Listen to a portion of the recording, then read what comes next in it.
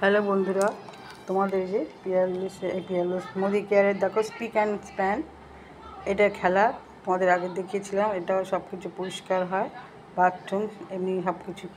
দেখো পাথরের খেলা, আর ভীষণ ময়লা হয়েছিল। একটুখানি দিলাম, দিয়ে একটুখানি দেখো ঘষে দিয়েছি, একদম জাস্ট এক ফুটা দিয়ে ঘষে দিলাম। দেখো একদম পরিষ্কার হয়ে গেল।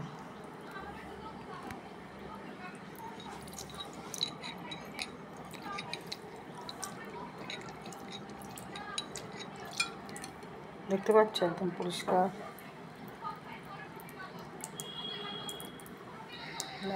একদম পরিষ্কার ঝকঝক করছে। তাই তোমাদের বলছি, তোমরা পাথর পরিষ্কার করার জন্য ঝট করে এই স্পিক অ্যান্ড স্প্যানটা কিনে নাও। আমি রেগুলার ইউজ করছি, আমার তো পাথরের ঘর, পাথরের সব কিছু, সেই জন্য লাইক শেয়ার করো।